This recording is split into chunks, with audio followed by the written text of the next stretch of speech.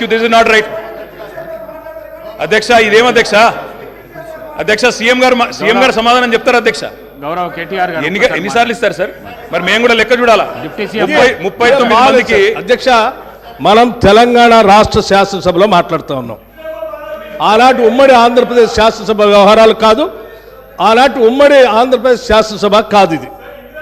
ఇది ప్రత్యేక తెలంగాణ రాష్ట్ర శాసనసభ. ఈ శాసనసభ ఈ రాష్ట్రానికి సంబంధించి 2014 జూన్ 2 నుంచి మొదలైంది. ఈ 2014 నుంచి ఈ రాష్ట్రంలో తీసుకున్న చర్యలు, జరిగిన ఖర్చులు, చేసిన అభివృద్ధి, రాష్ట్ర ప్రజల ఆకాంక్షలు, వాటి గురించి మనం మాట్లాడుకోవాలి. గతం అంతా బాగాలేదనే కదా అందరు కలిసి కొట్లాడి ఏకగ్రంగా తీర్మానం చేసి తెలంగాణ రాష్ట్రం ఇంకా అది చూపించి నేను వాళ్ళతో పోటీ పడతా అంటే నువ్వు కూడా వాళ్ళతో పోటీ పడితే నువ్వు కూడా అట్టే పో. మరి ఏడెందుకు తెలంగాణ రాష్ట్రం గురించి మాట్లాడండి సార్.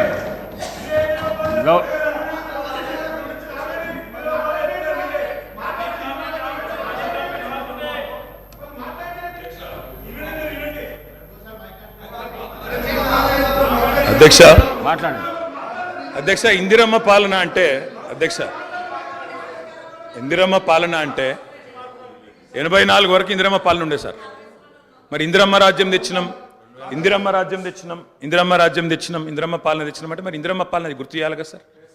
ఇందిరమ్మ పాలనలో గంజి కేంద్రాలు ఉండేది గుర్తు చేయాలి, ఇందిరమ్మ పాలనలో కరెంటు లేనిది గుర్తు చేయాలి, ఇందిరమ్మ పాలనలో నిర్బంధాలు గుర్తు చేయాలి, ఇందిరమ్మ పాలనలో నియంతృత్వం గుర్తు చేయాలి, ఇందిరమ్మ పాలనలో ఎమర్జెన్సీ రోజులు గుర్తు చేయాలి, ఇందిరమ్మ పాలనలో ఆర్టికల్ 365ని ఎట్లా యూజ్ చేసి ప్రజాస్వామికంగా ఎన్నుకున్న ప్రభుత్వాలను రద్దు చేసినో గుర్తు చేయాలి, ఇందిరమ్మ పాలనలో ఎట్లా ముల్కీ రూల్ను తుంగలో దొక్కినో గుర్తు చేయాలి, ఇందిరమ్మ పాలనలో ఎట్లా రాష్ట్ర ప్రభుత్వాలను ఒక నియంతలాగా శాసించినో గుర్తు చేయాలి, ఇందిరమ్మ పాలనలో ఎట్లా ఇంటింటికి తాగునీళ్ళు ఇవ్వలేని దుస్థితులను గుర్తు చేయాలి, ఇందిరమ్మ పాలనలో ఎట్లా అయితే గరీబీ హటావో అని నినాదం ఇచ్చి మర్చిపోయినో గుర్తు చేయాలి. రాజశేఖర రెడ్డి గారిని గుర్తు చేసుకున్నప్పుడు, కిరణ్ కుమార్ రెడ్డి గారిని గుర్తు చేసుకున్నప్పుడు వారు తప్పకుండా మేము కూడా అన్ని చెప్పాలి కదా సార్. పోతిరెడ్డి పాడుకు పొక్కదవి నీళ్లు తీసుకుపోతుంటే హారతులు పట్టిన వాళ్ళ సంగతి చెప్పాలా, హంద్రీనివాకు హారతులు పట్టిన వాళ్ళ సంగతి చెప్పాలా, తెలంగాణకు అన్యాయం చేసిన ప్రతి ఒక్కరి సంగతి చెప్పాలా. కేవలం సెలెక్టివ్గా తలుచుకుంటాం, ఇందిరమ్మ పేరు అవసరం వచ్చినప్పుడు తలుచుకుంటాం, లేకపోతే తలుచుకోమంటే ఎట్లుంటుంది అధ్యక్ష? కాబట్టి తప్పకుండా చెప్పాలా.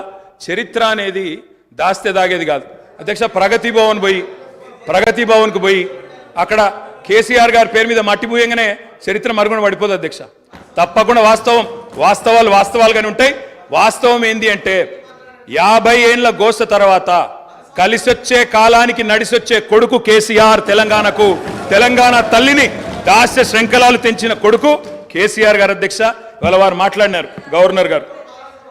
మార్పు